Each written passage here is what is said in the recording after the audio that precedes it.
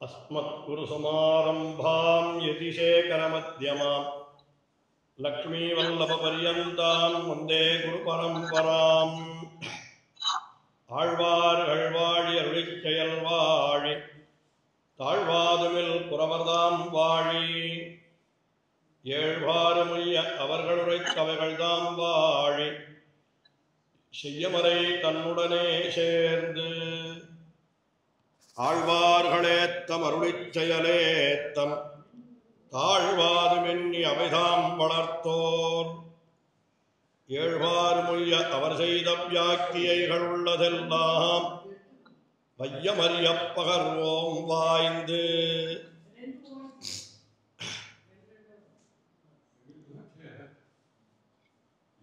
மத்தொன்னும் வேண்டா மனமே மகிழரங்கர் கத்தினம் மேய்த்த கடலினை கீழ் உத்த திருமாலை பாடும் சீர் தொண்டரடி பொடியம்பெருமானை எப்பொழுதும் பேசு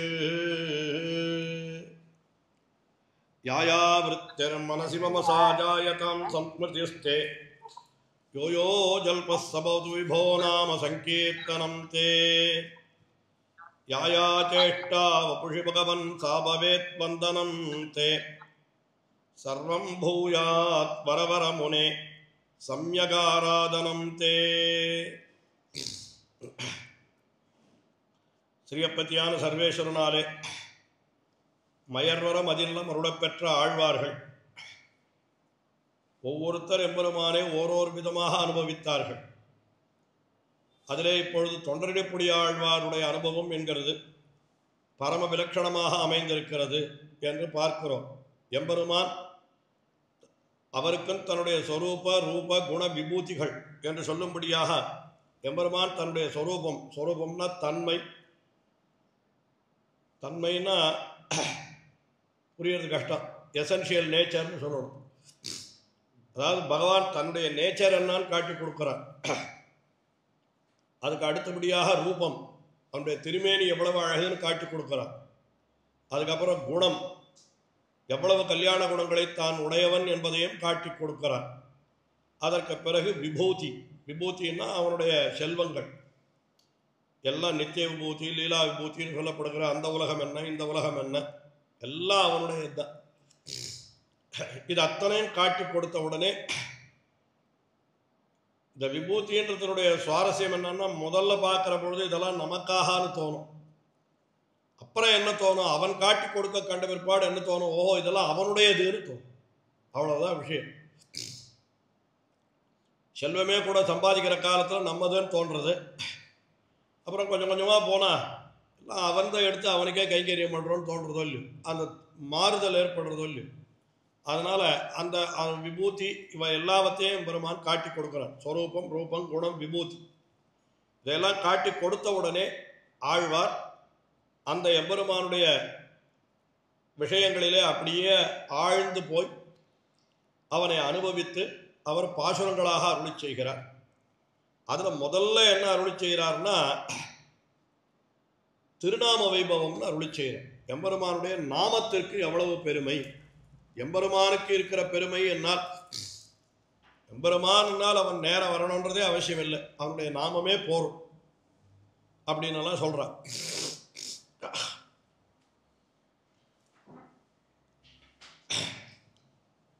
கொஞ்சம் உடம்பு சரியா இல்லை, இருக்கு கோல்டு இருக்கு, அதனால பரவாயில்ல. நாமத்தினுடைய வைபவம் என்ன என்பதை அவர் அருளி செய்கிறார். அந்த நாமத்தினுடைய வைபவத்தை சொல்கிற பொழுது நமக்கு ஏற்படுகிற சந்தேகங்களுக்கெல்லாம் கூட அதிலே நிறைய பதில் உண்டாகும். அதையெல்லாம் கூட நாம் இங்கே பார்க்கலாம்.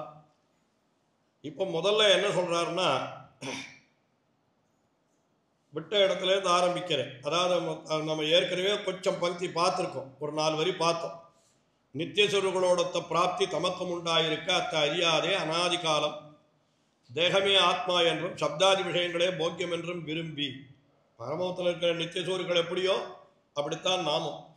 ஆனால் அதை அறியாமல் நாம் என்ன பண்ணுறோம்னா, இந்த உலகத்தினுடைய விஷயங்களையே முக்கியமாக கொண்டு அப்படி இருக்கிறோம். அப்படி சம்சாரத்தில் கைகழிந்த ஆழ்வாரை பெரிய பெருமாள் தம்முடைய ஸ்வரூப ரூப குண விபூதிகளுக்கு வாச்சகமான திருநாம பிரபாவத்தை நிர்கேதகமாக காட்டி கொடுக்க என்று அந்த திருநாம பிரபாவத்தை காட்டி கொடுக்க தாமும் அனுபவித்து அனுபவிக்க வேண்டுமென்று ஆசை எடுக்கிறவர்களையும் அனுபவிக்க வல்லராய் பெரிய பெருமாளையும் உகப்பித்து அவருக்கும் சந்தோஷத்தை உண்டாக்குற அப்படின்னு சொல்ற. இந்த திருநாமத்தை சொல்றதுக்கு முன்னாடி சில விஷயங்கள் இதில் இந்த திருமாலை என்கிற திவ்ய பிரபந்தத்தில் மேலே அந்த விஷயங்கள் வரப்போகிறது. அதனால் கொஞ்சம் பெரிய இதுவாக சொல்கிறார்கள். முதல்ல சம்சாரிகள் என்னால் யார் அப்படின்னு ஆரம்பிக்கிறார்.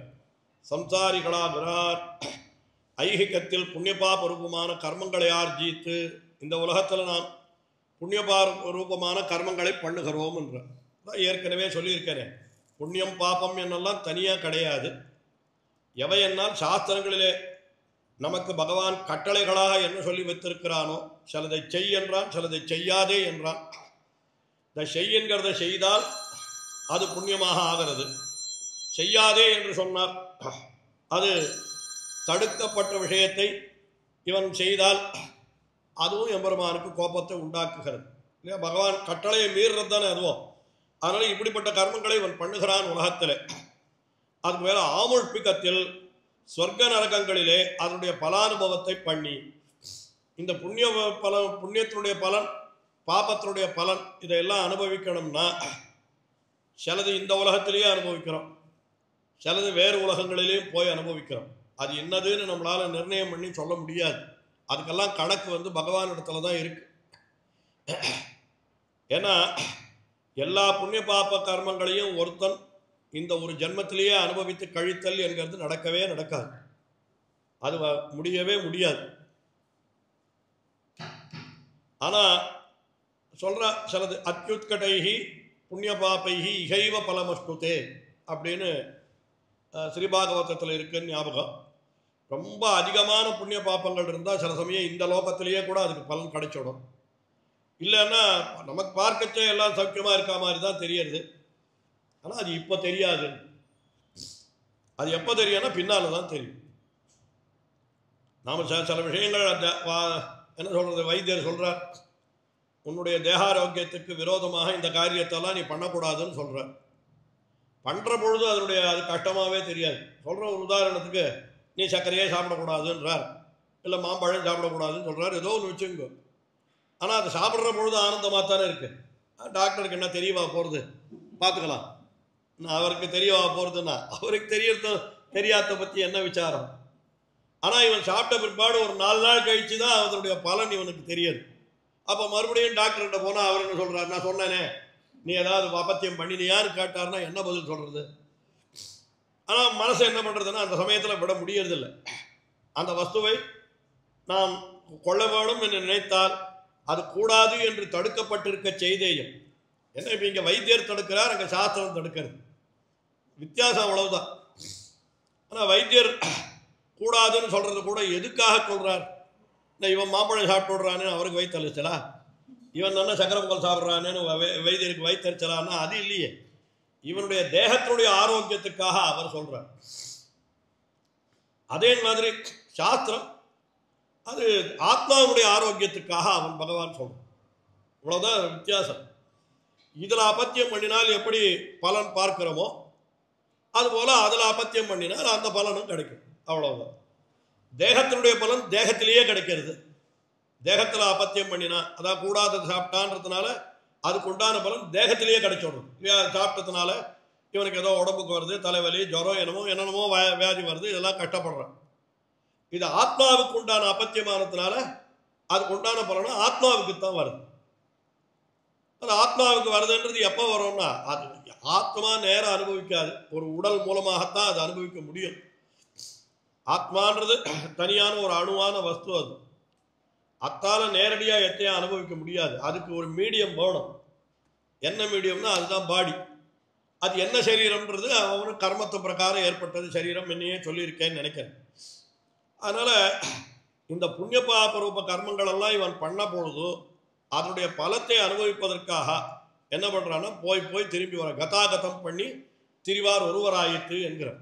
போகிறான் வரான் உலகத்தில் பறக்கிறான், புண்ணிய பாபங்களை பண்ணுறான், புண்ணியத்தினுடைய பலத்தை அனுபவிக்கிறதுக்கு சொர்க்கத்துக்கு போகிறான், பாபத்தினுடைய பலத்தை அனுபவிக்கிறதுக்கு நரகத்துக்கு போகிறான், மறுபடியும் இங்கே வந்து சேர்றான், மறுபடியும் புண்ணிய பாபத்தை பண்ணுறான். இதில் இன்னொரு விஷயம் கூட என்ன சொல்லியிருக்காள்னு கேட்டால், இது வந்து புண்ணியம் பாபத்தை அனுபவிக்கிறதுன்றது ரொம்ப குறைவு, ஆனால் சேர்றது ரொம்ப அதிகம்ன்றது. புறத்தாழ்வான் எத் பிரம்மகல்ப நியுதானுபவே பியனாசியம் ஜந்துரிக கில்பிஷம் ஜந்துரிக கிரியத்தே க்ஷணார்த்தே. பிரம்மாவுடைய காலங்கள் ஒரு பிரம்மாவுக்கே எத்தனையோ வருஷம் காலம்னு சொல்லிருக்குது, எத்தனையோ லட்சம் வருஷம். நான் ஒரு வாட்டி சொன்னேன்னு இங்கேயே வேற ஒரு பிரகரணத்தில், எத்தனையோ லட்சம் வருஷம் ஒரு பிரம்மாவுக்கு ஆயுசு. நம்ம கணக்கில் பார்த்தா அத்தனை ஆயுசு அவனுக்கு. அதுபோல பிரம்ம கல்ப நியூத்தன்றார். அந்த மாதிரி பல கோடி பிரம்மாக்களுடைய ஆயுசு காலம் அனுபவித்தாலும் கழியாத ஒரு பாப்பத்தை இந்த ஜீவாத்மா க்ஷணார்த்தேன்றார். அரை க்ஷணத்தில் பண்ணி விடுறதுன்னு. இப்போ அரை க்ஷணத்தில் பண்ணுறதுன்னு சொன்னார். அந்த அரை க்ஷணத்தில் எப்படி இவன் வந்து இதை எப்படி அனுபவிக்க முடியும் என்று கேட்டால், இதை அனுபவிக்கிறதுக்கு என்ன பண்ணணும், ஆயுசு போகாது. அப்போ அந்த பாபமெல்லாம் போய் மூட்டை மூட்டையாக சேர்ந்து வருது. அதுக்கு தான் சஞ்சித்தம்னு பேர். சஞ்சித்தம்னா எல்லாம் அக்யூமுலேட்டட்னு அர்த்தம். சஞ்சித்தம்ன்றது அத்தை வச்சுட்டு இவன் ஒன்றும் பண்ண முடியாது. அதுலேருந்து கொஞ்சம் எடுத்து கொடுக்குறான். மொத்தத்தையும் ஒரே காலத்தில் உன்னால் அனுபவிக்க முடியாது, உனக்கு சக்தி கிடையாது. எவ்வளோ இது இன்னைக்கு கோவிலில் திருப்பாவாட உற்சவம் நடக்கிறது, இன்றைக்கி எத்தனை பிரசாதம் பண்ணியிருக்கான்னு கேட்பான். ஒரு காலத்தில் சொல்லுவான், இன்றைக்கி 100 படி பிரசாதம், 100 படி தஜ்ஜவனம் பண்ணிருக்கா பெருமாள். சரி, நமக்கு எவ்வளோ முடியும்னா, இவ்வளோ கொடுத்தாலே ஐயோ இத்தனை யார் சாப்பிட்றதுன்னு தான் சொல்லுவோம். அது 100 படினா ஒத்தனை 100 படி என்ன பண்ண முடியும், கொடுத்தாலும் நமக்கு அனுபவிக்கிற சக்தி இல்லைன்றதுக்கு சொல்கிறேன். உனக்கே 10 படி கொடுக்குறேன் எடுத்துகிட்டு போன்னு சொன்னால், ஐயோ வேணாம் சுவாமி நான் என்ன பண்ணுறது அத்தனையை வச்சுட்டுன்னு தான் சொல்லுவோம். இது அது அத்தையாவது பங்கு போட்டுக்கிறதுக்கு நிறைய பேர் இருக்கா. நமக்கு இவ்வளோ கொடுத்தாலும் இன்னொருத்தருக்கு இவ்வளோ கொடுத்து. ஆனால் இது அப்படி இல்லை, அவனவனுடைய பாப்பத்தை அவனவன் தான் அனுபவிக்கும். அதனால் அப்படியே குவிச்சு வச்சுருக்கான், மலையாக குவியறது. அதுக்கு சஞ்சித்தம்னு பேர். அதில் ஒரு கையளவு எடுக்கிறான்னு வச்சுக்கணும். இதுக்கு அதனுடைய பலன் ஆரம்பிச்சு விடுறது, கொடுக்க ஆரம்பிச்சது. அந்த பலத்தை அனுபவிக்கிறதுக்காகத்தான் ஜென்மங்கள் ஏற்படும். அந்த பாபத்திற்கு பிராரப்தம்னு பேர். இந்த பாபத்துக்கு பிராரப்தம்னு பேர். பிராரப்தம்னா அது தொடங்கப்பட்டு விட்டதுன்னு அர்த்தம், பலன் கொடுக்க ஆரம்பித்து விட்டது. That has commenced it's effect அப்படின்னு சொல்லணும். அது பிராரப்தம். சரி, இந்த பிராரப்தத்தை அனுபவிக்கிறதுக்காக அது கூட ஒரு பிறவின்னு சொல்ல முடியாது. இந்த பிராரப்தத்தை அனுபவிச்சு முடிக்கிறதுக்கே 10 பிறவி இருக்கலாம், 100 பிறவி கூட இருக்கலாம், நமக்கு தெரியாது. எவ்வளவு பிறவின்ற கணக்கெல்லாம் நமக்கு தெரியாது. பிராரப்தம்னா அது எவ்வளவு நாளில் முடியும்ன்றது தெரியாது. ஆனால் ஒரு விஷயம் சொல்லலாம், இந்த சரீரத்துக்கு உண்டான பிராரப்தம் இவ்வளவு தான், மீதி பிராரப்தத்தை அடுத்த சரீரத்தில் அனுபவி. அந்த சரீரத்துக்கு உண்டான பிராரப்தம் இவ்வளவு தான், அதுக்குண்டானது அடுத்த சரீரத்தை. இப்படி வேணா அந்த கணக்கு கூட நமக்கு தெரியாது, பகவானுக்கு தான் தெரியும். அப்போ இந்த சரீரத்துக்கு உண்டான பிராரப்தம் முடிகிற வரைக்கும் இந்த உடல் கீழே விழாது. இந்த சரீரத்துக்கு உண்டான பிராரப்தம் எவ்வளவுன்றதும் நமக்கு தெரியாது, அது எப்போ முடிய போகிறதுன்னு தெரியாது. முடிஞ்சதுன்னா அடுத்த நிமிஷம் இந்த சரீரம் நிற்காது. அவ்வளோதான். நம்முடைய கர்மம் இல்லைன்னு வச்சுக்கோங்க, வினைப்பயன் புண்ணிய பாப ரூபமான கர்மங்கள் அனுபவிக்க வேண்டியது இல்லைன்னா அடுத்த நிமிஷம் இந்த உடல் கீழே விழுந்துடும். அவ்வளோதான். பேட்டரி இருக்கிற வரைக்கும் ஒர்க் பண்ணணும், பேட்டரி போயிடுத்துன்னா அடுத்த நிமிஷம் நின்றுடும். அவ்வளோதான். அந்த மாதிரி தான் கர்மங்கள். அப்போ சரி, இதுக்கு பிராரப்தம்னு பேர். சரி, இந்த பிராரப்தத்தை அனுபவிப்பதற்காக பிறந்திருக்கிற காலத்தில் அவன் மேலே புண்ணிய பாபங்களை பண்ணுறானோ இல்லையோ, அதுக்கு என்ன பேருனாக்கா அதுக்கு ஆகாமின்னு பேர். வருவினை, that which is going to come, which has to come அப்படி வச்சுக்கோ. கோயிங் டு கம்ன்றது சரியான எனக்கு தெரியல, ஏதோ இருக்கட்டும். லாங்குவேஜில் பற்றி விசாரம் இல்லை, அர்த்தம் புரிஞ்சுட்டா போகிறோம். அப்போ என்ன ஆகுதுன்னா அது இனிமே வரப்போகிற பாப்பங்கள். இப்போ இனிமே வரப்போகிற பாப்பங்கள்லாம் என்ன ஆகும்னு கேட்டால் மறுபடியும் சஞ்சித்தத்தில் போய் சேரும். இப்போ ஏற்கனவே ஒரு மலையளவு சஞ்சித்தம் இருக்கு, அதில் ஒரு கையளவு தான் இவனை அனுபவிக்க ஆரம்பிக்கிறான். இதை முடிக்கிறதுக்கே 10 ஜென்மமாக போகிறதோ 100 ஜென்மமாக போகிறதோ தெரியல. இந்த 10 ஜென்மத்திலேயோ 100 ஜென்மத்திலேயோ இவன் இன்னொரு மலையை சிருஷ்டிக்கிறான். அதாவது இன்னொரு மலை அளவு பாப்பத்தை சிருஷ்டிக்கிறான். இப்படியே போல என்னைக்கு முழுக்க கழியும் அப்படின்னா கழியவே முழுக்க கழிக்கிறதுன்றது இட் இஸ் என்ன நாட் பாசிபிள் இல்லை. அது வந்து it is not at all there. இம்பாசிபிள்னு சொல்றது, இம்பாசிபிள்ன்ற வார்த்தை கூட ரொம்ப குறைவு. அப்போ முடியவே முடியாது. அப்போ எல்லா பாப்பங்களையும் ஒருத்தனை. ஆனால் சாஸ்திரம் என்ன சொல்றது? அவசியமனுபோக்தவ்யம் கிருதங்கர்ம சுபாசுபம் நாபுக்தம் க்ஷீயத்தே கர்ம கல்பகோட்டி சதைரபீ. அவசியம் அனுபோக்தவ்யம், அவனவன் பண்ணின புண்ணிய பாப ரூப கர்மங்களே அதனுடைய பலனை அவனவன் அனுபவித்தே தீர வேணும். கிருதங் கர்ம சுபாசுபம், அவன் பண்ணின பாபத்தையும் புண்ணியத்தையும் அனுபவிச்சுத்தான் தீரணும். நாபுக்தம் க்ஷீயத்தே கர்மா, அவனால் அனுபவிக்கப்படாத கர்மமானது ந க்ஷீயத்தே, அழியறதே கிடையாது. கல்பகோட்டி சதைரபி, கல்பகோட்டி காலமானாலும் இவனுக்காக காத்துட்டே இருக்கும். எத்தனை காலமானாலும் அது அழியவே அழியாது. சில வஸ்துக்கள் உபயோகப்படுத்தாத ஊற போட்டுட்டா அதுக்கு பவர் போயிடும், சக்தி போயிடும். இப்போ நான் கூட பேட்டரி வாங்கி வைக்கிறேன், உபயோகப்பட்டணும்னு நினச்சேன், திடீர்னு மறந்து போயிடுது. அப்படி பார்த்தா ஒரு வருஷம் கழிச்சு கிடச்சிது, அது ஒன்றும் உபயோகமே இல்லை, அவ்வளோதான் போயிடுது. உபயோகமே படுத்தலைன்னா கூட ஒரு வருஷம் கழிச்சு எடுத்தா என்ன ஆகும்? அந்த பேட்டரி அவ்வளோதான், அதுக்கு சக்தி போயிடுத்துருக்கும். ஆனால் இது பாபம் அப்படி இல்லை, கரெக்ட் சித்தமாக காத்துருக்கும். எப்போ கழுத்து மேலே ஏறி உட்காரலாம், எத்தனை நாள் ஆனாலும் அது அழியவே அழியாது அப்படின்னு சாஸ்திரம் சொல்லுது. இப்போ எப்படி தான் இவன் மோட்சத்துக்கு போகிறது? இந்த இதுக்காக என்ன பண்ணுறான்? இதைத்தான் கதாகதம் காமகாமா லபந்தே என்ற பகவத்கீதையில் கண்ணன் என்ன சொல்கிறான்னு கேட்டால், என்ன பண்ணுறான்? கர்மத்தை பண்ணுறான், அதனால இவளுக்கு புண்ணிய பாபங்கள் வருது. அந்த புண்ணிய பாப கர்மங்களை அனுபவிப்பதற்காக அவன் என்ன பண்ணுறான்னா, முதல்ல நரகத்துக்கு போகிறான், சொர்க்கத்துக்கு போகிறான், மறுபடியும் இந்த உலகத்தில் வந்து பறக்கிறான், மறுபடியும் புண்ணிய பாபங்களை பண்ணுறான், நரகத்துக்கு போகிறான், சொர்க்கத்துக்கு போகிறான். இது இப்படியே ஒரு சைக்கிள் போயிட்டே இருக்குது. இது என்னைக்கு முடியும்? இது முடியவே முடியாது அப்படின்னு தான் சொல்லியிருக்கு. ஆனால் இதுக்கு ஒரே ஒரு வழி இருக்கிறது. அது இந்த இடத்துல இப்போ சொல்லலை, அப்புறம் தான் சொல்ல போகிறார். ஆனால் நாம் சொல்லிடலாம். என்னன்னா, இது அத்தனைக்கு பலன் கொடுக்கிறவனாருன்னா பகவான் தான். நம்ம என்ன கர்மம் பண்ணி இருந்தாலும் அந்தந்த கர்மத்துக்கு உண்டான பலன் இன்னது என்று சாஸ்திரங்களிலே சொல்லப்பட்டிருந்தாலும் அந்த பலனை நாம் அனுபவிக்கும்படி செய்யக்கூடிய ஒருத்தன் ஆறுன்னா அந்த பரமச்சேத்தனான பகவான் தான். அந்த பகவானை சரணம் பற்றி, ஐயோ நான் ஏதோ எத்தனையோ ஜென்மங்களா பாப்பமே பண்ணிட்டு இருக்கேன், எனக்கு இதை பற்றி விஷயமெல்லாம் இன்னைக்கு தெரியாத போயிடுத்து, நான் எப்படியாவது இந்த சுழல்லேருந்து நீ தான் மீட்கணும் அப்படின்னு எம்பெருமானை நாம் சரணமடைந்தோமானால், எம்பெருமான் என்ன பண்ணுறான்னா, இந்த முன்னால் இருக்கிற அந்த பிராரப்த அது சஞ்சிதம் இருக்கும் இல்லையோ, மலையாக குவிச்சு வச்சிருந்தோ இல்லையோ, அது அத்தனையும் ஒரு நிமிஷத்தில் தள்ளி விடுறான். அவனால் முடியும். அதுக்கு என்ன பேர்? எப்படி சொல்கிறது? Write off. அவ்வளோதான், மொத்தத்தையும் ஒரு நிமிஷத்தில் ரைட் ஆஃப் பண்ணிட்டா போயிடுது. அது இனிமேல் எனக்கு வராது. இந்த பிராரப்தம் என்கிறது அனுபவிச்சுத்தான் தீரணும். அத்தை எம்பெருமான் தொடர்றதே கிடையாது. அதில் சில விஷயங்கள் இருக்குது, இப்போ சொல்ல முடியாது, அது இன்னொரு வாட்டி சொல்கிறேன் நான். ஏன்னா எல்லாம் அப்புறம் இன்னைக்கு ஒன்றுமே நகராது. பிராரப்தத்தை மட்டும் அனுபவிச்சு, இந்த சரீரத்துக்கு உண்டான பிராரப்தம் இருக்குது, அதை மட்டும் முழுக்க அனுபவிச்சு தான் ஆகணும். ஏன்னா அது பலன் கொடுக்க ஆரம்பித்து விட்டது, அதை தடுக்க முடியாது. எப்போவுமே சட்டத்தில் கூட நீங்கள் போனீங்களானாக்கா ஒன்று ஆரம்பிச்சு விட்டாள்னா தடுக்க முடியாது. வேடிக்கையாக சொல்கிறது, இப்போ பக்கத்தாத்தில் ஒருத்தர் வீடு கட்டுறார், நம்ம ஒரு அரை அடி தள்ளி செவுறு வைக்கிறாருன்னு வச்சுக்கோங்க. அவர்களுடைய லேண்டில் செவுத்து வச்சுட்டார். உடனே கோர்ட்டுக்கு போய் அதுக்கு ஸ்டே வாங்கிக்கொள்ளலாம். எப்போன்னா அவர் கட்ட ஆரம்பிக்கிறதுக்கு முன்னாடி. அவர் பாதி செவரு கட்டிட்டாருன்னு வச்சுங்க, அதுக்கப்புறம் நீங்கள் கோர்ட்டுக்கு போனாலும் பிரயோஜனம் கிடையாது. அது அப்புறம் முழுக்க விவகாரம் ஆகி அது என்னைக்கு தீர்ப்பு வருதோ அன்னைக்கு தான் அதனுடைய விவகாரம் தெரியும். ஒரு காரியம் நடந்து விட்டதானால் அதுக்கப்புறம் அதுக்கு ஸ்டே கிடையாது. நடக்கிறதுக்கு முன்னாடி தான் ஸ்டேன்றது உண்டு. ஸ்டேயோ இன்ஜங்ஷனோ அதெல்லாம் என்னமோ வார்த்தைகள் இருக்கட்டும். எதுக்கு இதை சொல்கிறேன்னாக்கா, நமக்கு பலன் கொடுக்க ஆரம்பித்து விட்ட பாப்பத்தை பகவானாலையும் தடுக்க முடியாது. தடுக்கிறதுல அதுக்கு ஒரு காரணம் இருக்குது. பகவானால் முடியாதுன்னு சொல்ல வேண்டாம், பகவான் பண்ண மாட்டான்னு சொல்லணும். அவனால் முடியாதுன்னு ஒன்று உண்டான்னா, அவனால் முடியும், ஆனாலும் அவன் பண்ணுறதில்லை. அது ஏன்றதுக்கு வேற காரணம்லாம் சொல்லியிருக்கேன், அது அப்புறம் சொல்கிறேன்.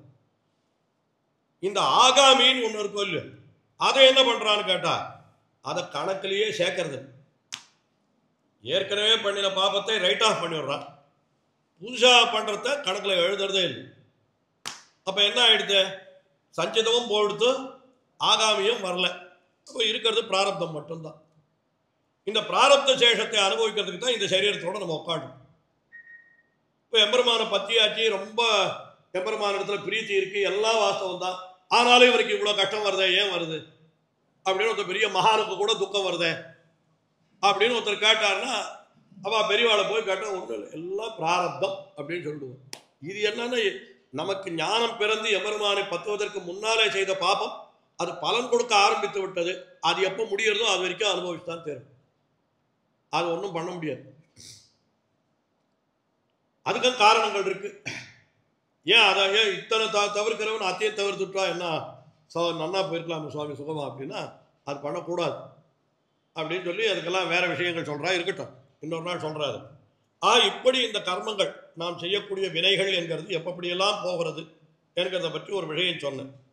அதான் சொல்றார் பாருங்க இங்க. அது தன்னிலும் புண்ணிய பாப ரூபமான கர்மங்களை ஸ்வர்க்க நரகங்களிலே அனுபவித்து கர்மசேஷத்தோட பூமியிலே கர்ப்பவாசம் பண்ணுகைக்கு வரும் வழியிலே இவ்வாத்மா படும் எளிவரவு. எளிவரவுன்றது அழகான தமிழ் வார்த்தை. எளிவரவுன்ற அவஸ்தைன்னு அர்த்தம். படுகிற பாடு, அதுக்கு எளிவரவுன்ற சப்தம். இது இந்த அவஸ்தான்றதுக்கு சம்ஸ்கிருதத்தில் துன்பம்னு அர்த்தம் கிடையாது. அவஸ்தான்னா இருக்கிற இருப்புன்னு அர்த்தம், அவ்வளவுதான். ஆனால் நம்ம தமிழில் அதுக்கு அர்த்தம் வேற வச்சுருட்டோம். அவஸ்தைப்படுறேன் அப்படின்னா ஒருத்தன், அதுக்கு என்ன அர்த்தம்னா ரொம்ப கஷ்டப்படுறேன்னு அர்த்தம்.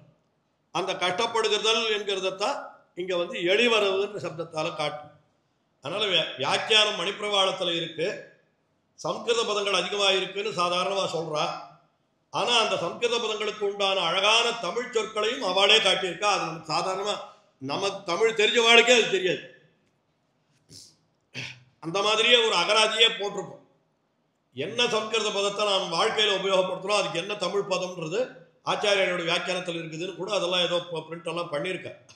இருக்கட்டும், இதை என்ன பண்ணினான்னா வேதாந்தத்திலே பஞ்சாக்னி வித்தை என்ற ஒரு பிரகரணத்திலே ஓதி வைத்தது.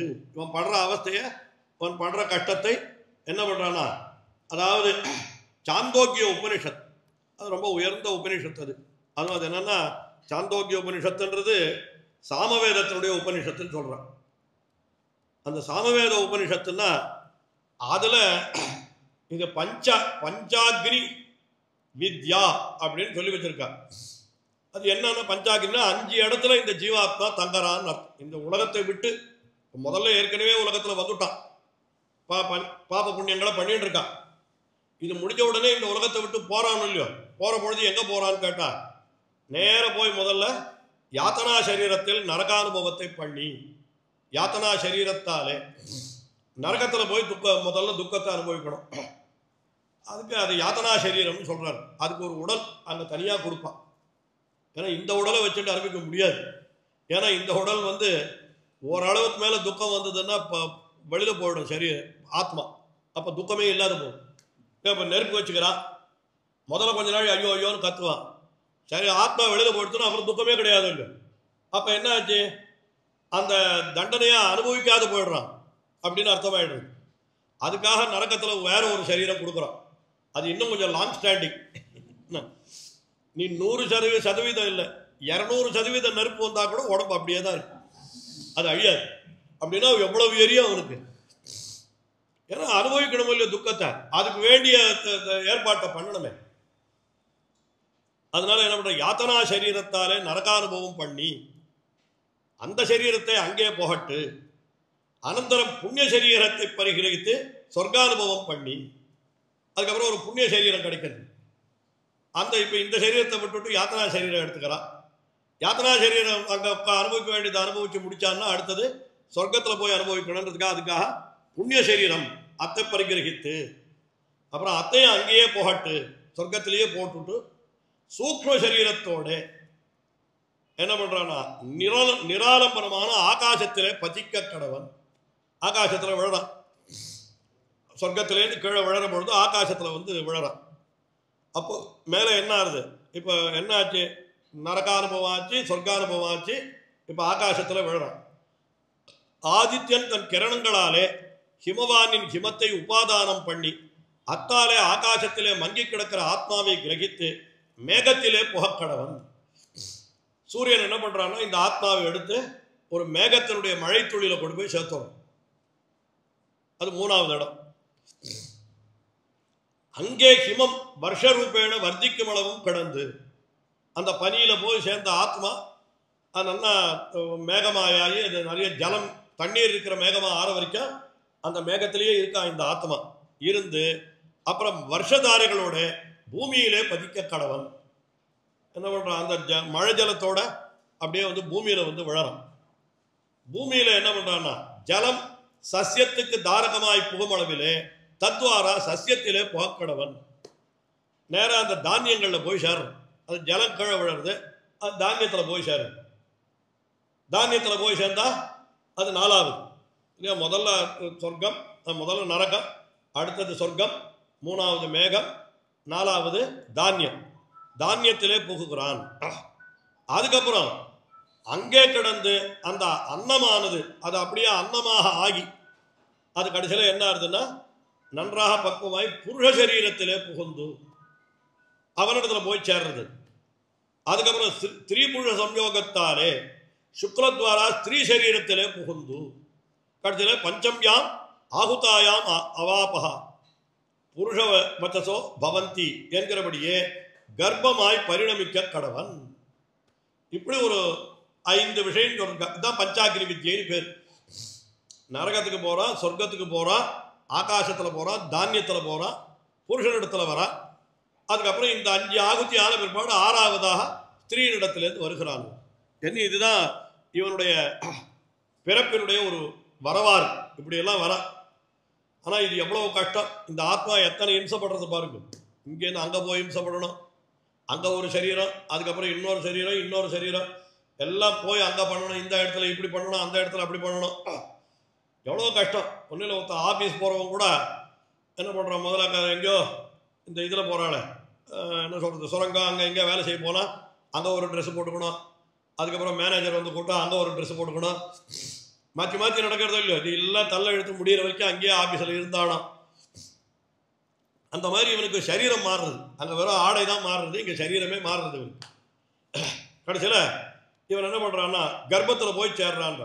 கர்ப்பத்தில் என்ன கஷ்டம்னு பார்த்தா அது வர்ணிக்கிற அத்தியம்ல கட்டு தீக்ஷண உஷ்ண லவணைஹி மாத்ரு போஜனைஹி அதிதாபிபி அத்தியர்த்தம் வர்த்தமானாதி வேதனஹா. அதாவது கர்ப்பத்தில் இருக்கிற பொழுது தாயார் என்னென்ன சாப்பிட்றாளோ அதான் இவன் சாப்பிடணும்.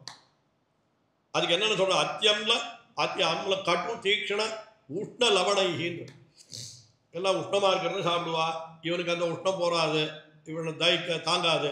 ஆனால் என்ன பண்ணுறது, அம்மா வயிற்றில் இருக்கிற பொழுது அம்மா என்ன சாப்பிட்றாளோ அவள் நல்ல காரம் சாப்பிட்டாலும் சரி, அவள் நல்ல கரிப்பாக சாப்பிட்டாலும் சரி, இல்லை நல்ல நிறைய புளிப்பா, அந்த சமயத்தில் புளிப்பு நிறைய வேணும்னு அவளுக்கு தோணும். உனக்கு புளிப்பு வேணும், எனக்கு வேண்டாமேன்னு சொன்னோன்னா வயிற்றில் இருக்கிற குழந்தை ஒன்றும் பண்ண முடியாது, எல்லாத்தையும் சகிச்சுக்கணும் என்கிறபடியே மாத்ரு போஜனத்தில் அந்தர்பூத்தங்களான குரூர திரவியங்களாலே என்னாக தொடரிலிட்ட ஈயம் போலே துடியா நிற்கும். ஈயத்தனா காய்ச்சிட்டு ஒரு பலக மாதிரி ஒன்று வச்சுட்டு இருப்பான் அந்த கொல்லன். அதில் அப்படி ஈயத்தை விட்டான்னா அப்படியே குதிச்சுட்டு போகும், அது துடிக்கிறது. அந்த மாதிரி வயதுக்குள்ள இந்த ஜீவாத்மா அப்படி துடிக்கிறான்றார். அதனால்தான் அம்மா அந்த காலத்தில் எப்படி எல்லாம் இருக்கணும்ன்றதுக்கு பெரியவர்கள் சிலதெல்லாம் சொல்லிருக்கா. கண்டபடி சாப்பிடக்கூடாது, அதே சமயத்தில் கண்ட விஷயங்களை நினைக்கக்கூடாது, நிறைய இதெல்லாம் விஷயம்லாம் சொல்லுவா. சரி, இவ்வளவு கிளேசப்படுறான் இவன். அப்புறம் இந்த கிளேசத்தோடு கர்ப்ப துன்பமாகிற பையிலே கட்டுண்டு அவயவங்களை நீட்ட முடக்க மாட்டாது. உள்ளுக்குள்ள அங்கே ஒரு பை இருக்குது, கர்ப்ப பை. அதில் போய் எப்படி எப்படி உட்காந்துருக்கான்னு இப்பெல்லாம் படம் போட்டு காமிக்கிறாள். ரொம்ப ஆச்சரியம். இவாளெல்லாம் இன்னைக்கு எல்லாத்தையும் ஸ்கேனர் வச்சு அது பண்ணி இது பண்ணி எல்லாம் படம் போடுறா. சில கோவில்களில் போனால் சிற்பங்கள்லாம் 1000 வருஷத்துக்கு முன்னால் இருக்கிற சிற்பங்கள்லேயே இதெல்லாம் காட்டி வச்சிருக்கு. ஒரு கர்ப்பத்தில் ஒரு குழந்தை எப்படி இருக்குதுன்றத அவள் எப்படி கண்டுபிடிச்சான்னு புரியல. ஞானம் அப்படி அவள் அந்த கிரந்தங்கள்லாம் எழுதி வச்சிருக்கா. சுஷ்ருதர்னு ஒருத்தர், அவர் என்ன சர்ஜரி எப்படி பண்ணுறதுன்றதுக்கு புஸ்தகம் எழுதியிருக்கார். சுஷ்ருத சம்ஹிதான்னு பேர் எழுதி வச்சிருக்கா. அது புஸ்தகம் அச்சு போட்டிருக்கு. அந்த மாதிரி இன்னும் சில பேர் வைத்திய சாஸ்திரத்துக்கெல்லாம் புத்தகங்களை எழுதியிருக்காரு. அது அனஸ்தீஷியா எப்படி கொடுக்கணுன்றதெல்லாம் கூட எழுதி வச்சிருக்காரு. என்ன கொடுத்தா, ஆனால் இப்போ என்ன பிரச்சனைன்னா, அவள் ஏதோ ஒரு மூலிகையினுடைய பேரை சொல்கிறா, இப்போ அது என்னதுன்னு நமக்கு தெரியல. இப்படியெல்லாம் சிலது ஆகி போச்சு. ஆனால் இதை கொடுத்தாக்கா அவளுக்கு வலியே தெரியாதுன்னு சொல்கிறேன். நிறைய இருக்கு. இந்த கிளேசத்தோட கர்ப்பத்துன்பமாகிற பையிலே கட்டுண்டு அவயவங்களை நீட்ட முடக்க மாட்டாது. உள்ளுக்குள்ள கை காலை நீட்ட முடியாது இந்த ஆத்மாவுக்கு. அப்புறம் கிளேஷான் நிஷ்கிராந்தி ஆப்னோதி ஜட்டரான் மாதுர ஆதுரஹா என்கிறபடியே என்ன பண்ணுறான்னா, இப்படி இவன் வெளியில் வரானா, வெளியில் வரத்த சொல்கிறார் என்கிறபடியே ஜனித்து ஒரு வழியாக அம்மாவுடைய கர்ப்பத்திலேருந்து கொஞ்சம் கொஞ்சமாக என்ன பண்ணுறான், வெளியில் அப்படியே வந்துடுறான். எப்படியோ இந்த கஷ்டமெல்லாம் வேண்டான்னு வெளியில் வந்தா சௌக்கியமாக இருக்கானா. பால்ய தசையில் அசுச்சி பிரசரவங்களிலே கிடந்து சின்ன குழந்தையா இருக்கிற பொழுதும் அது என்ன சொல்கிறது, அவனுடைய கழிக்கிற வஸ்துக்கள் மேலேயே அவனும் தவழ்ந்துருக்கு இல்லையா. அதான் அது என்ன அசுச்சி பிரசரவங்கள், மிகவும் அசுத்தமான விஷயங்களிலே தவழ்ந்து கிடந்து கொண்டிருக்கிறான். அப்புறம் கண்டூயனேபி ச அசக்தா பரிவர்த்தே அப்பி அனீஸ்வரா ஸ்தானபானாதிச்ச ஆகாரம் அவாப்னோத்தி பரேச்சையா. குழந்தையா இருக்கச்சே உடம்புல எங்கேயான கடிச்சதுன்னா சொரிச்சிக்க முடியாது, தலைவர்த்தா சொரிச்சிக்க தெரியாது குழந்தைக்கு இல்லையா. அப்புறம் பிறன்றதுக்கு கூட சக்தி கிடையாது உடம்புல. அப்புறம் இன்னொன்று ஸ்நானபானாதிச்ச ஆகாரம், இவனுக்கு வேண்டிய ஸ்நானமோ பானமோ ஆகாரமோ எல்லாம் இன்னொருத்தர் பண்ணி வச்சாத்தான் உண்டு. இதெல்லாம் பால்ய தசையில் அப்படின்னு. தின்ற விடத்தை சொரிதல் கடித்த விடத்தை துடைத்தல் செய்ய மாட்டாதே. தாரகாதிகளும் பராதீனமாய் இப்படி கிளேசேன அதி சைசவ காலத்தை போக்கி, இப்படி கிளேசத்தோடு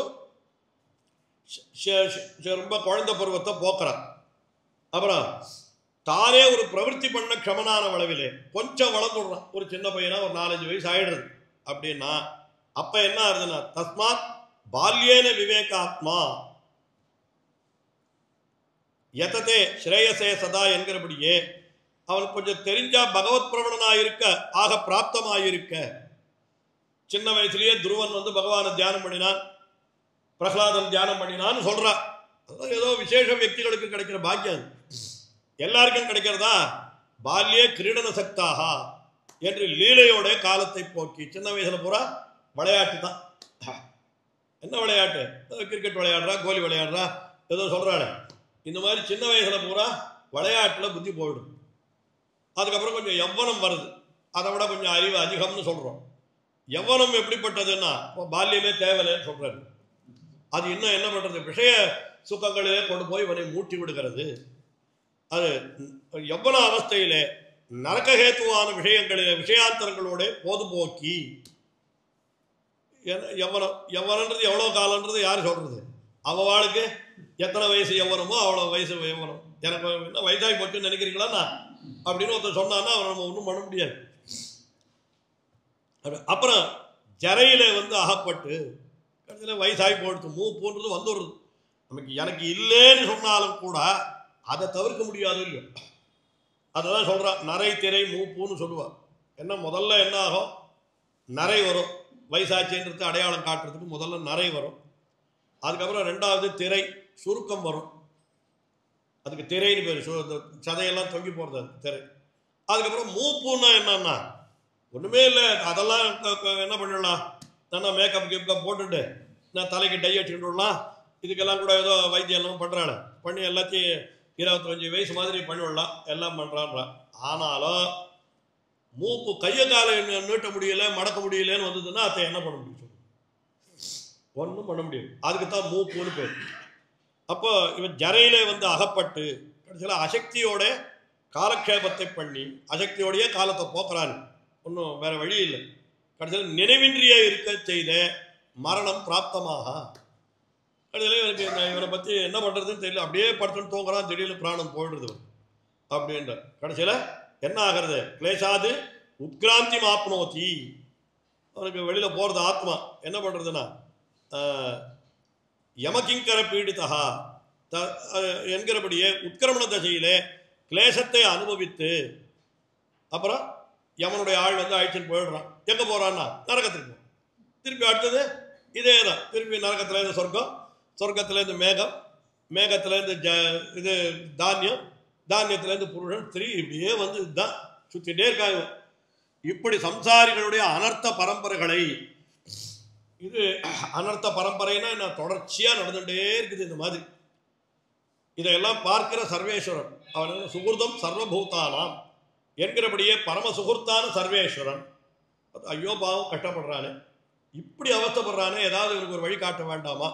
திருப்பி திருப்பி இதே பண்ணிட்டு இருந்தா என்ன அர்த்தம் அப்படின்னு சொல்லிட்டு என்ன பண்றா, இவருடைய உஜ்ஜீவனார்த்தமாக மானம் பிரதீபமிவ காருணிகோ ததாதி என்கிறபடியே சாஸ்திரத்தை காட்டிக் கொடுத்தான். இது அவதாரிக்கையில் முதல்லயே சொன்னேன். சாஸ்திரத்தில் இருக்கிற விஷயங்களை கொஞ்சம் பின்பற்றினியானால் இந்த சொர்க்க நரகங்கள் எல்லாம் தவிர்க்கலாம் இல்லையோ, இந்த பிறவியையும் தவிர்க்கலாம் இல்லையோ அப்படின்னு அதை மானம் பிரதீபமிவான்.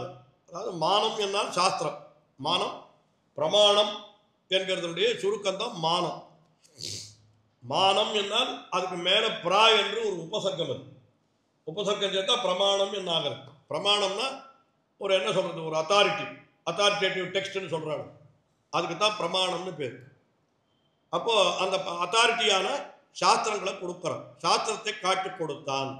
எங்கனே எண்ணில் உடனே இந்த இடத்துல தான் விசிஷ்டாத்வைத சித்தாந்தத்தெல்லாம் நிறைய சொல்ல ஆரம்பிக்கிறார். சாஸ்திரத்தில் என்ன காட்டி கொடுத்தான், ரொம்ப தத்துவார்த்தங்களாக சிலது விஷயம் தெரிவிக்கிறார். ரொம்ப கவனித்துத்தான் பார்க்கணும். என்ன சொல்றார் பாருங்க. க்ஷரம் பிரதானம் இத்தியாதி வாக்கியங்களாலே சிதச்சித் ஈஸ்வர தத்துவத்திரயங்களை பிரிய காட்டி கொடுத்து அந்தர்யாமி பிராமணத்தாலே ஏஷ சர்வபூதாந்தராத்மா என்று ஜாத்தியந்தனுக்கு கண்ணை கொடுத்தார் போலேயும் இருட்டறையில் விளக்கை ஏற்றினார் போலேயும் சேத்தனா சேத்தனங்கள் சரீரம் ஈஸ்வரன் சரீரி என்று அந்த சம்பந்தத்தை, ஈஸ்வரனோடு சேத்தனங்களுக்கு உண்டான சம்பந்தத்தை காட்டி கொடுத்துன்னு சொல்றோம். கொஞ்சம் இந்த இடத்துல விவரித்துத்தான் சொல்லி ஆகணும். என்னன்னா வேதாந்த சாஸ்திரங்கள் எப்படி சொல்றதுன்னா காரணந்து தியேயா அப்படின்னு சொல்லியிருக்கு.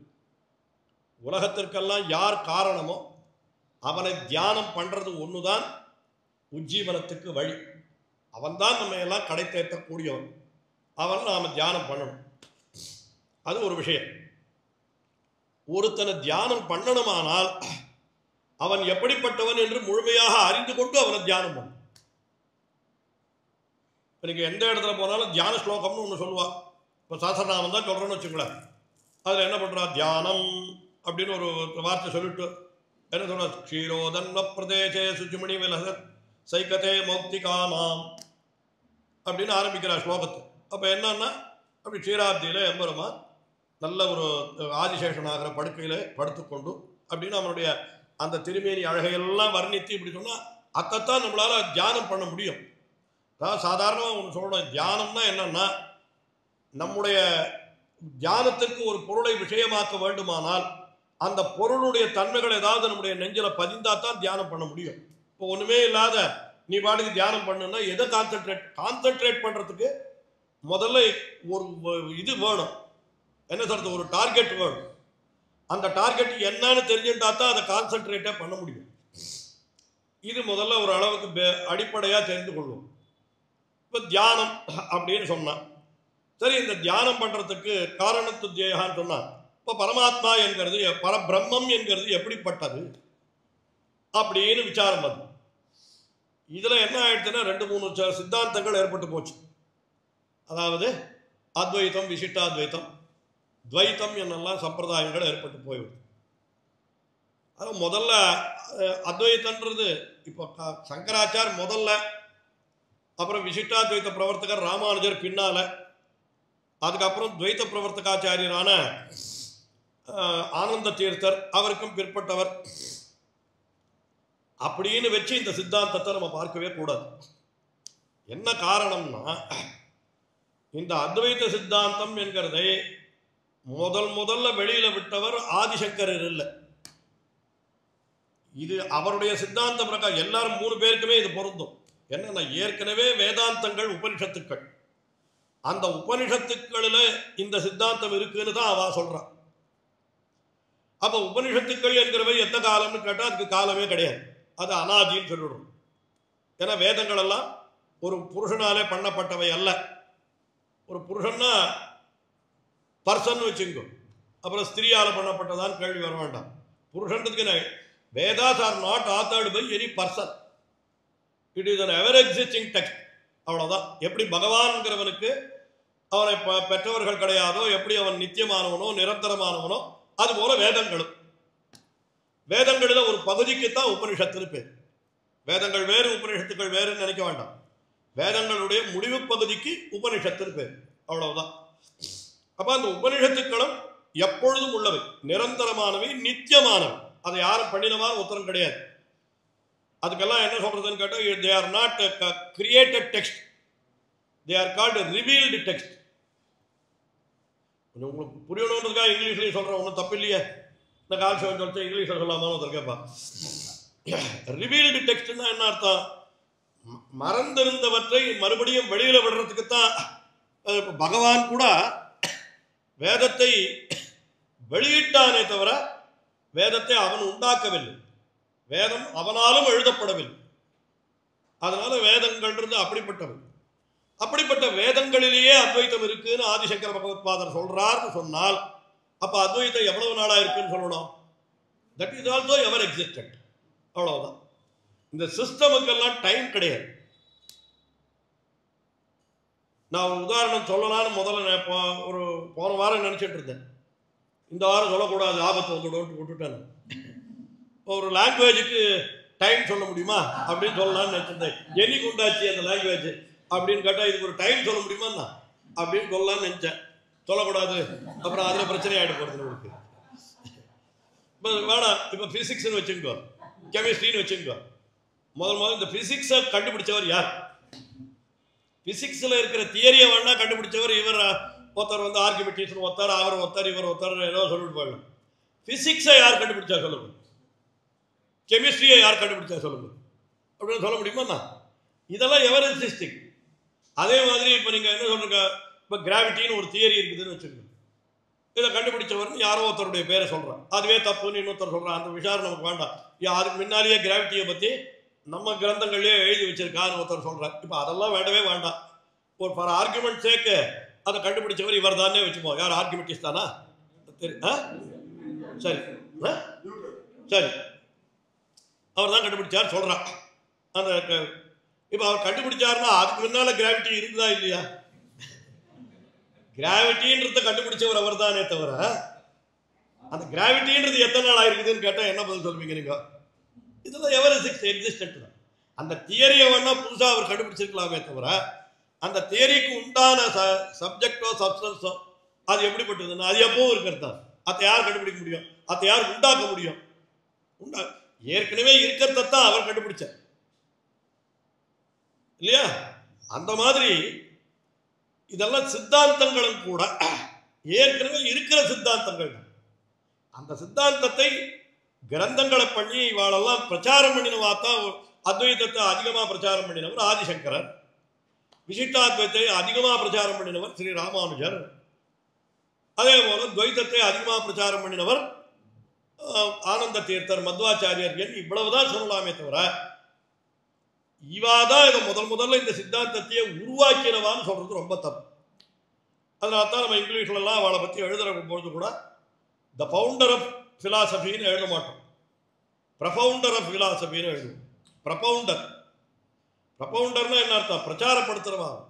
ஃபவுண்டர் இல்லை, ப்ரப்பவுண்டர், அவ்வளோதான். அந்த அளவு தான் நம்ம. அது அத்வைத்தமாக இருந்தாலும் சரி, விசிஷ்டாத்வைத்தமாக இருந்தாலும் சரி, இதுவாக இருந்தாலும் சரி, அப்படி தான் வச்சுக்கணும். ஆனால் இந்த சித்தாந்தங்கள்னு சொல்கிற பொழுது அதில் தவறாக கருத்து பரப்பப்பட்டு விடுகிறது. எப்பொழுதுமே ஒரு கருத்துன்னு இருந்ததுன்னா அதுக்கு வேற மாற்று கருத்தை ஏற்பட்டு விடுகிறது. எது சரி எது தப்புன்றது அவவா நிர்ணயம் பண்ணிக்க வேண்டியதுன்னு வந்துடுறது. இதில் ஒன்றும் பண்ண முடியறதில்லை. ஏன்னா எல்லாரும் அவவா சிரமப்பட்டு தெரிஞ்சுக்கணுன்றதுக்காகத்தான் பண்ணுறாளே தவிர, எல்லாம் அதுவே ஒரே சித்தாந்தமாக இருந்தால் போராதான்னா அந்த மாதிரி பண்ண முடியாது. இப்போ நமக்கு விசிஷ்டாத்வைத்தம்ன்றது ஏன் ஆதிசங்கர பகவத்பாதர் அவர் என்ன பண்ணிட்டார்? ஆதிசங்கர பகவத்பாதர் வேதாந்த வாக்கியங்களில் என்ன சொல்லியிருக்குதுன்னா, எல்லாத்தையும் சொல்ல வேணாம், ஒரே ஒரு விஷயம் சொல்கிறார். ஏகமேவ அத்விதீயம் அப்படின்னு ஒரு வாக்கியம் இருக்கு, சாந்தோக்கிய உபனிஷத்துல இருக்கு. ஏகமேவா அத்விதீயம் அப்படின்னா பிரம்மம் என்கிறது ஏகமேவா, ஒன்றுதான் உண்டு. அது அத்விதீயம் அப்படின்னா ரெண்டாவது கிடையாது. there is no second to it, one only அப்படின்னு இருக்கு. இதே மாதிரி நிறைய வாக்கியங்கள் இருக்கு. ஒரு 5 வாக்கியம் மகா வாக்கியம்னு சொல்லுவார். நானா நேக நானாஸ்தி கிஞ்சன அப்படின்னு ஒரு வாக்கியம் இருக்கும். நானா ந இக அஸ்தி, பல வஸ்துக்கள் கிடையாது. அதாவது ஏகமேவான்றது பாசிட்டிவ் ஸ்டேட்மெண்ட்டு, நேக நானாஸ்தின்றது நெகட்டிவ் ஸ்டேட்மெண்ட். அதையே புரியுறது இல்லை உங்களுக்கு? இது உடன்பாட்டில் சொல்கிற விஷயம், அது எதிர்மறையில் சொல்கிற விஷயம், அவ்வளோதான். அப்போ நேக நானாஸ்தி கிஞ்சனா, பல வஸ்துக்கள் கிடையாது, ஒரு வஸ்து தான் உண்டு. பிரம்மம் என்கிறது ஒன்று தான், ரெண்டாவதே கிடையாது அப்படின்னு சொல்கிறத வச்சுட்டு அவர் என்ன பண்ணிட்டார்னா, அந்த பிரம்மத்திற்கு உருவமோ குணமோ பெயரோ நிறமோ எதுவுமே கிடையாது. பிரம்மம் என்கிறது ஒரு என்ன சொல்றது, சுத்த சூன்ய தத்துவம், அவ்வளோதான். அந்த பிரம்மம் எப்படி இருக்கும் அப்படின்னு கேட்டா வர்ணிக்க முடியாது. ஏன்னா அதுக்கு பெயர் இருந்தால் இப்படி இருக்குன்னு சொல்லலாம், கலர் இருந்தால் இப்படி இருக்குன்னு சொல்லலாம், உருவம் இருந்தால் இப்படி இருக்குன்னு சொல்லலாம். ஏன் சுவாமி சொல்லா என்ன குறைஞ்சி போயிடும் அப்படின்னா, பிரம்மத்திற்கு உருவம் உண்டுன்னு சொன்னோன்னு வச்சுக்கோ, என்ன ஆகிடும்? அத்வைத்தம் போயிடும். அத்வைத்தம்ன்ற சப்தத்திற்கே என்ன அர்த்தம்? ந துவைத்தம் அத்வைத்தம், ரெண்டு கிடையாது அப்படின்றது தான் அத்வைத்தம். நோ டு, அதாவது அது ரெண்டு இல்லை, ஒன்று தான்றது தான் அத்வைத்தம். அப்போ பிரம்மத்துக்கு உருவம் உண்டுன்னு சொன்னா பிரம்மம் ஒன்றும் அதனுடைய உருவம் ஒன்றுன்னு ரெண்டு தத்துவம் ஆயிடும். அப்போ கிடையாது, ஒன்று தான் உண்டு உலகத்திலே சொல்லக்கூடாது. அவளுக்கு உலகத்தில் பிரம்மம் ஒன்று தான் உண்டுன்னு நான் சொன்னேன்னு வச்சுக்கோ, அப்போ உலகம்னு ஒன்று, அதில் பிரம்மம், அது அத்வைத்தம் போயிடுத்து. இந்த அத்வைத்தத்தை ரொம்ப கஷ்டப்பட்டு நம்மளால் விளக்கிறதே கஷ்டம். எம்பெருமானார் ஸ்ரீ ராமானுஜர் தம்முடைய ஸ்ரீபாஷ்யத்தில் மகா பூர்வபக்ஷம் லகு பூர்வபக்ஷம்னு 2 போர்ஷன் அந்த ஸ்ரீபாஷ்யத்துடைய ஆரம்பத்தில் அத்வைத சித்தாந்தத்தை அப்படியே சம்மரைஸ் பண்ணி சொல்கிறார், சுருக்கமாக சொல்கிறார். ஒரு 20 பக்கத்துலன்னு வச்சுக்கணும். அவள் அத்வைதிகளை கொண்டாடுவோம். ராமானுஜரை போல இவ்வளவு நேர்மையாக எழுதினவா யாருமே கிடையாதுன்னு சொல்லு. அதாவது என்னன்னா, பின்னால் இது அத்தனையும் கிரிட்டிசைஸ் பண்ணுறாங்க. தான் கிரிட்டிசைஸ் பண்ணணுன்றதுக்காக கூட எங்களுடைய வாக்கியங்களை மறைத்தோ முறித்தோ வாக்கியம் சொல்லாமல் நேரம் நாங்கள் என்ன சொல்கிறோமோ சொல்லி அதையே கண்டிக்கிறார். அது அவருடைய நேர்மைன்னு சொல்லி நிறைய அத்வைத்திகள் சொல்லியிருக்காங்க. எனக்கே பாடம் சொன்ன ஒரு அத்வைத்தி தான் அவர், எனக்கே சொல்லியிருக்கார். நானே அவர் சொல்லுவார், என்ன சொல்லுவார் தெரியுமா? யாராவது அத்வைத்தம் அந்த சித்தாந்தம் எப்படிப்பட்டது அப்படின்னு தெரிஞ்சுக்கணுமானால் அவளுக்கு முதல்ல நான் எதை போய் படின்னு சொல்லுவேன் தெரியுமா? சரி, ராமானுஜருடைய மகாபூர்வ பட்சத்தை போய் படி, உனக்கு அத்வைத்தம் நல்லா புரியும்னு சொல்லுவேன். அந்த அளவுக்கு தெளிவா அத்வைத்திகள் கூட சொல்லலை. அதெல்லாம் ஒரு பக்கம் இருக்கட்டும், அது அத்வைத்தன்றது அவ்வளவு பெரிய விஷயம். அதனால நான் 5 நிமிஷத்துல ஏதோ சொல்லிட்டேன்னு சொல்ல முடியாது. ஆனால் என்ன அத்வைத்தன்றதுக்கு என்ன அர்த்தம், அந்த சப்தத்துக்கே என்ன அர்த்தம்னா அத்வைத்தம் இல்லை, சத்தியம் அசத்தியம்ன்ற மாதிரி நான் முன்னால் ஒரு அகாரத்தை சேர்த்தா அது பின்னால் சொல்கிற வார்த்தையினுடைய நெகட்டிவ் ஆஸ்பெக்ட் கிடைக்காது. அப்போ சத்தியத்துக்கு முன்னால் சேர்த்தா அசத்தியம்னு ஆகிடும், உண்மை அல்லதுன்னு ஆகிடும். அது மாதிரி இங்கேயும் கூட துவைத்தத்துக்கு முன்னால் சேர்த்தாக்கா துவைத்தம்னா 2, அத்வைத்தம்னா 2 இல்லை, 1 தான். அவ்வளோதான். 2 இல்லைன்றதுக்கு அர்த்தம் என்ன? 1 தான் அர்த்தமாகும். இதுதான் இதுக்கு அபேதம்னு பேர் அவளுடைய சித்தாந்தத்துக்கு. அபேதம் அதாவது என்ன அர்த்தம்? எல்லாம் பேதமே கிடையாது, அப்படியே சொல்லிட்டு போயிட்டான். இதுதான் அர்த்தம்னு சொல்லிட்டு போயிட்டான். ஆனால் இதில் நிறைய சிக்கல்கள் வருது. இப்படிப்பட்ட பிரம்மத்தை தியானம் பண்ணுன்னு சொன்னால் எப்படி தியானம் பண்ணுறது? நான் முதல்ல ஆரம்பத்தில் என்ன சொன்னேன்? தியானம் பண்ணணும்னா நமக்கு என்ன வேணும்? ஒரு வஸ்துவனுடைய ஏதாவது ஒரு விஷயம் நம்முடைய புத்தியிலே புகுந்தால்தான் அதை பற்றி நாம் நினைக்க முடியும். எதுவுமே கிடையாதுன்னா அதை எப்படி நினைக்கிறது அப்படின்னு வரபொழுது ஆதிசங்கர பகவத்பாதர் அதை கிளியர் பண்றதுக்கு ரொம்ப சாமர்த்தியமா ஒரு காரியம் பண்ணிட்டார். என்னன்னு சொன்னார்னா, சரிப்பா அது நடுவில் இத்தையும் சொல்லிட்டு அப்புறம் சொல்லணும். இப்போ இத்தனை வஸ்துக்களை நம்ம பார்க்கிறோமே, இப்போ ஒண்ணுதான் உண்டுன்னு சொன்னீர். என் முன்னால இப்போ 20 பேர் உட்காந்துருக்கா, 30 பேர் உட்காந்துருக்கா. இத்தனை வஸ்து, கம்பத்தை பார்க்குறோம், சோத்தை பார்க்குறோம், எத்தனை வஸ்துக்களை பார்க்குறோம். இந்த வஸ்துவெல்லாம் என்னதுன்னு கேட்டு, இதெல்லாம் என்னென்ன மாயத்தோற்றம்னு சொல்லிட்டார். உன்னுடைய அஜ்ஞானத்தினால அந்த வஸ்துக்கள் வஸ்துக்களா தெரியுது. உண்மையில அதெல்லாம் வஸ்துக்களே இல்லை. இங்க உட்காந்துருக்கிறவா யாரும் இவர் சீனிவாசாச்சார் இல்லை, இவர் நம்பி இல்லை, இவர் முராரி இல்லை, இவர் கிருஷ்ணா இல்லைன்னு வரிசையா சொல்லிட்டே போயிடுது. எல்லாம் பிரமத்தினால தெரியுது. சம்ஸ்கிருதத்தில் சப்தம் வச்சிருக்கா, அது சொல்றதுக்கே பயமா இருக்கு. அதுக்கு என்ன பிராந்தின்னு பேர். அது பிராந்தின்றாரு. பிராந்தின்னா பயம். இது அது எதனால வரும்னு கேட்டால் அதனாலேயே வரும். அது அதுக்கு இந்த பிராந்தியினால தெரிகிற வஸ்துவே தவிர, இதெல்லாம் ஒரு அஜ்ஞானத்தினால தெரிகிற வஸ்துவே தவிர இதெல்லாம் உண்மையான வஸ்துவே கிடையாது. இப்போ இதை நம்ம புரிஞ்சுக்கிறதுக்கு 2 விதமான உதாரணம் சொல்லுவாங்க. என்ன உதாரணம் சொல்லுவாங்கன்னா, முதல்ல ஒரு தூரத்தில் ஒரு கயறு இருக்கு, கொஞ்சம் இருட்டா இருக்கு. இங்கேருந்து பார்க்குற பொழுது ஐயோ பாம்பாச்சே அப்படின்னு நினச்சிட்டு ஒரு பயம் ஏற்படுது. கிட்டக்க போகிறதுக்கே பயப்படும். அப்புறம் இன்னொருத்தர் கொஞ்சம் விஷயம் தெரிஞ்சவன் வரான், ஐயோ அடே அது பாம்பு இல்லடா, வெறும் கயறு தாண்டா அப்படின்னு. இவனுக்கு நம்பிக்கை வரல, போறா கிட்ட போய் எடுத்து காமிக்கிறான். எடுத்து காமிச்சா வெறும் கயறு தான். இப்போ அவனுக்கு அந்த பயம் போயிடுது. இப்போ இந்த பயம் ஏற்பட்டதற்கு காரணம் என்ன? இவனுடைய அறியாமை தான், பிராந்தி. அதனாலதான் அது கயறு பாம்பா தெரிஞ்சது. கயர்ல பாம்பு எங்க இருக்குது? பாம்பே இல்லை.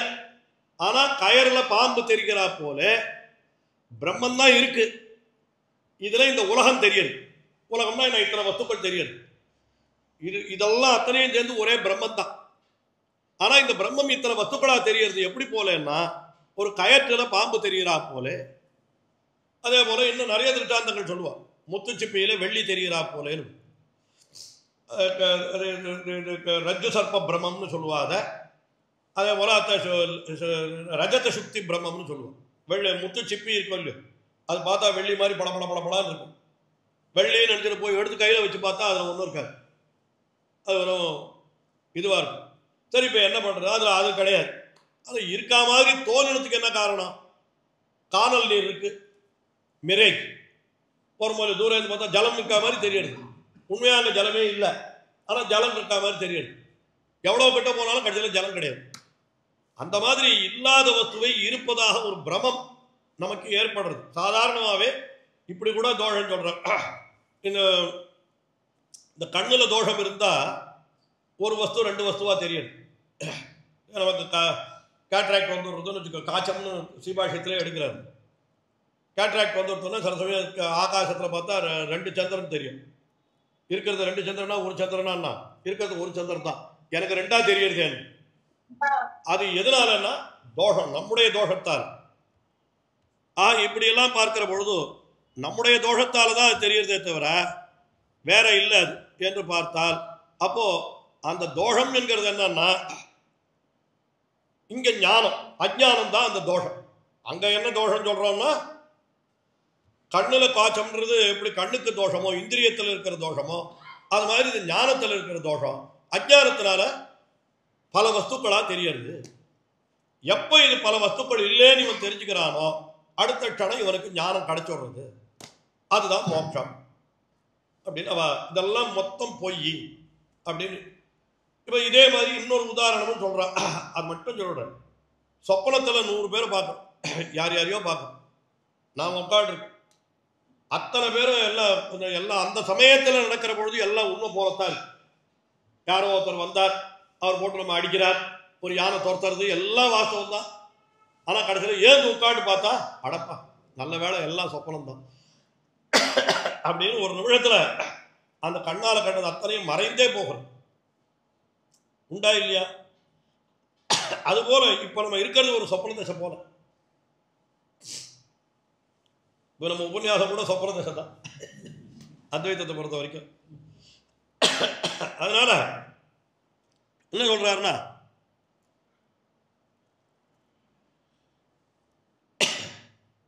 சரி, அப்போ இப்படிதான் அத்வைதத்தை அவன் நிர்ணயம் பண்ணிட்டான். இப்பத்தான் இப்படித்தான் அவன் அத்வைதத்தை நிர்ணயம் பண்ணிட்டான். அதனால இதெல்லாம் மாயத்தோற்றம்.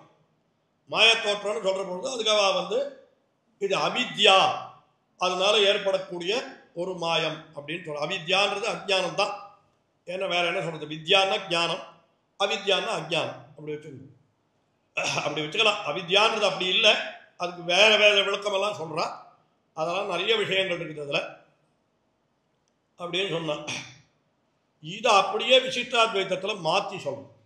அப்படி சொல்லக்கூடாது. கண்ணில் காண்ற பொருள் அத்தனையும் அசத்தியம்னு சொன்னால் இத்தனை பொருளை கண் முன்னால பார்த்துட்டு இந்த அசத்தியம் எப்படி நம்புறது? கயரில் பாம்பு தெரியறது, அப்புறம் அதில் அது தெரியறது, இது தெரியறதுன்னு எல்லாம் சொன்னாங்க. அதெல்லாம் உனக்கு உதாரணமே நீங்கள் சொல்லக்கூடாது. அத்வைத்துக்களை பார்த்து ராமானுஜர் என்ன சொல்கிறாருன்னா, நீங்கள் எந்த உதாரணத்தை சொல்கிறதுக்கும் உங்களுக்கு யோக்கியத்தை கிடையாது. ஏன்னா உங்கள் உதாரணம் உங்களுக்கே பொருந்தாது அப்படின்னு ஆரம்பிக்கும் ஒரு சித்தாந்தம். இப்போ ஒரு உதாரணம், அவர் சொன்ன உதாரணத்தையே எடுத்துப்போம். கயறு பாம்பா தெரிஞ்சது, இவனுக்கு பயம் ஏற்பட்டது. கேள்வி கேட்கிறாரு, இருப்போம் ஒவ்வொன்றா பார்த்துடுவாங்க. இவனுக்கு பயம் ஏற்பட்டதுக்கு என்ன காரணம்? அது பாம்புன்னு நினைச்சான். பாம்புன்னு நினைச்சா ஏன் பயப்படணும்? பாம்பு கடிக்கும், அதுக்கு விஷம் உண்டு, கடிச்சா பிராணம் போயிடும்.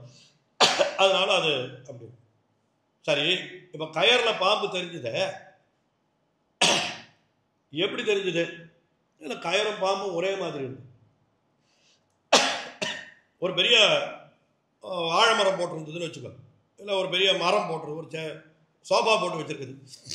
இந்த சோஃபாவை பார்த்து பாம்புன்னு நினைப்பான் ஒருத்தன்? நினைக்க மாட்டான். எத்த பாம்புன்னு நினைக்கிறான்? கயரைத்தான் பாம்புன்னு நினைக்கிறான். அப்போ என்ன தெரியுது இதுலேருந்து?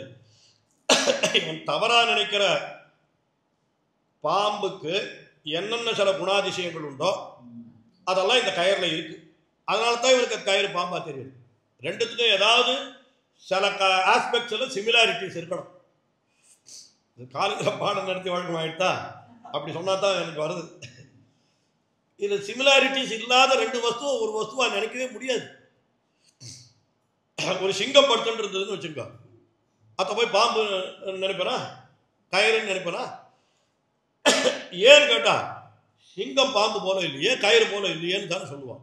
அப்போ இதுலேருந்தே என்ன தெரியறதுன்னா, ஏற்கனவே பாம்புன்னு ஒரு வஸ்து உண்டு, அது நிர்ணயம் ஆயிடுச்சு. அதுக்கு விஷம் உண்டு, அது கடிச்சா ஒருத்தன் செத்து போயிடுவான். இதெல்லாம் ஒருத்தனுக்கு தெரிஞ்சவனுக்குத்தான் அதே போல அந்த உருவத்தில் இருக்கிற ஒரு கயிறை பார்க்குற பொழுது அது பாம்பா இருக்குமோன்ற பயம் ஏற்படுது. உங்களுடைய சித்தாந்த பிரகாரம் பிரம்மத்தை தவிர இன்னொரு தத்துவமே கிடையாதுன்னு சொன்ன பிற்பாடு இவனுக்கு இல்லாத தத்துவத்துக்கு பிரம்மம் எப்படி ஏற்படும் கேட்குது. புரியுதா? இப்ப பிரம்மம் இந்த உலகமா தெரியறது பிரம்மம்னு சொன்னாக்கா, அப்ப உலகத்துக்கு இருக்கக்கூடிய பல தன்மைகள், ஏதோ சில தன்மைகள் அந்த பிரம்மத்துக்கும் இருந்திருக்கணும். இப்ப கயிறு பாம்பா தெரியறதுக்குன்னு என்ன காரணம் சொல்றோம்?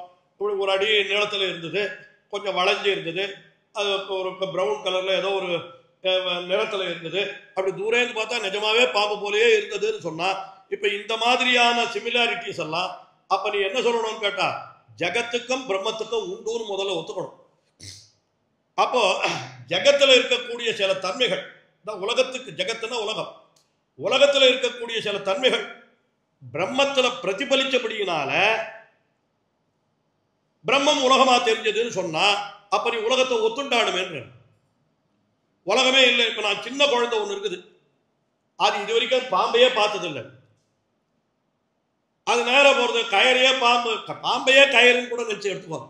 அதுக்கு பிரம்மமே உண்டா இல்லை. ஏன் உண்டா இல்லைன்னா அதுக்கு பாம்பை பற்றின ஞானமே இல்லை இருக்கு. அதனால அது குழந்தைய எடுத்துட்டு வருது. அப்படி இருக்கிற பொழுதும் இப்ப முதல்ல பிரம்மம் உண்டாகணும்னாக்கா அந்த இன்னொரு தத்துவத்தை பற்றின ஞானம் கொஞ்சம் இருந்தா தான் அது உண்டாகும். உனக்கு இன்னொரு தத்துவமே கிடையாதுன்னு சொன்ன பிற்பாடு அந்த ஞானத்தை எப்படி பிரம்மம் உண்டாருது? அதனால என்ன சொல்றாருன்னா, அந்த மாதிரி சொல்ல முடியாது. அதாவது சிம்பிளா சொல்லணும் என்ன தெரியுமா, even for mistaken identity there need to be two objects. If there are no two objects, there cannot be mistaken identity at all. இப்போ 2 பேர் இருக்கா, இவா ஒரு உதாரணத்துக்கு சொல்றேன். இப்போ 2 பேர் இருக்கா, இப்போ நீ முராரியா கிருஷ்ணாவா, உன் பேர் என்னன்னு கேட்கணும்னா இந்த ஆத்துல முராரின்னு ஒருத்தரும் கிருஷ்ணான்னு ஒருத்தரும் 2 பேர் இருந்தா தான் உன் பேர் முராரியா கிருஷ்ணாவன் இவர் ஒரே பிள்ளைன்னு வச்சுக்கோ, இல்ல அவர் ஒரே பிள்ளைன்னு வச்சுக்கோ, அவரை போய் உன் பேர் முராரியா கிருஷ்ணாவான் நான் கேட்பேனா? கேட்கவே மாட்டேன். அப்ப இவரா அவரான் சந்தேகம் வரணும்னா இவர் என்று ஒருத்தரும் அவர் என்று ஒருத்தரும் இருந்தா தான் சந்தேகம் வருமே தவிர 2 பேரும் இல்லைன்னு வச்சுக்கோ சந்தேகம் எப்படி வரும்? ஒருத்தர் தான் இருந்தாருன்னு வச்சுக்கோ சந்தேகம் எப்படி வரும்? அப்போ பிரம்மம் ஒண்ணுதான் உண்டு, 2வதே கிடையாதுன்னு சொல்லிட்டா இந்த மாதிரியான விசாரத்துக்கே இடம் கிடையாது. அதே போலத்தான் நீங்க வேற எந்த முத்துச்சிப்பியில வெள்ளின்னு சொல்றதும் கூட ஏற்கனவே வெள்ளியை பற்றின ஞானம் இருக்கணும். காணல் நீர்னு சொன்னா ஏற்கனவே காணல் நீரை பற்றின ஞானம் இருக்கணும். நீர்னா எப்படி இருக்கணும்னு அவனுக்கு ஒரு தோற்றம் மனசுல பதிஞ்சிருக்கு. இங்க பார்க்கிற பொழுது அந்த தோற்றம் அவனுக்கு தெரியுது.